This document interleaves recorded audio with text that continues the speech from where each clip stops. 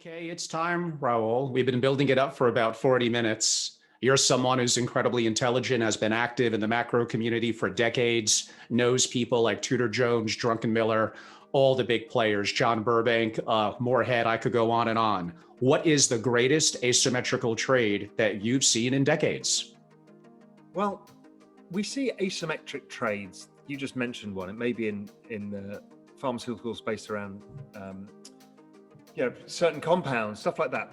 That's not what I do. I look at assets. And there's sometimes you can make asymmetric trades in the bond market. You can trade options and you get this big move because the Fed are cutting rates.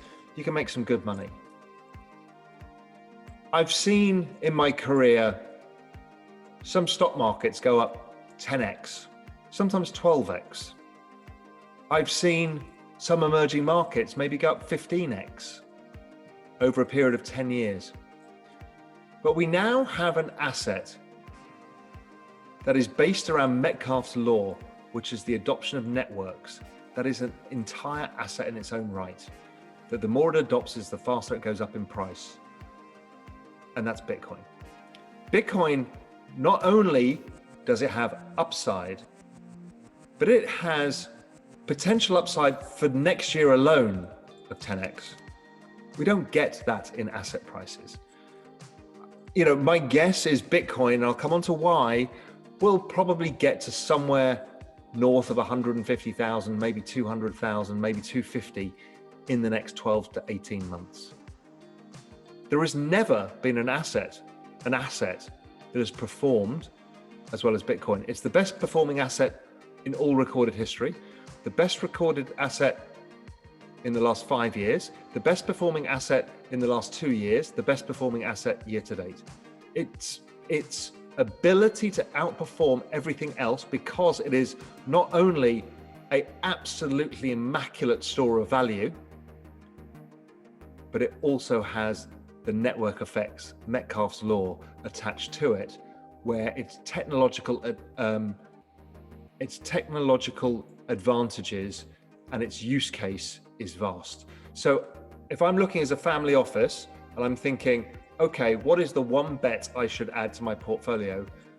There is a chance that this thing goes up 25 to 50x in the next 5 or 6 years, which there is nothing else like it. No real estate, no anything else that you can find as an asset.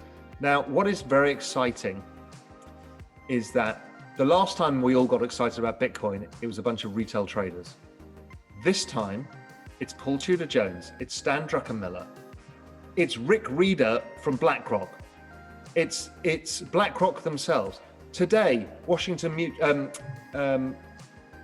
Mass Mutual, one of the big insurance company.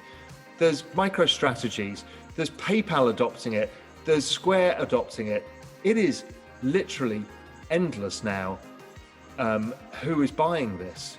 It is becoming institutionalized. And if you think of the sheer amount of institutional capital out there, the insurance industry alone, and there's 2 insurance companies who put it on their balance sheet.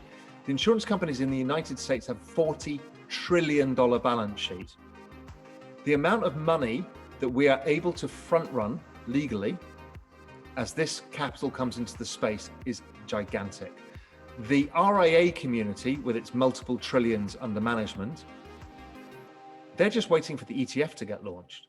When the ETF gets launched, they will pull the trigger too. So it's, for the first time in history, it's not the asset managers, the hedge funds and the banks front running us, it's us front running them.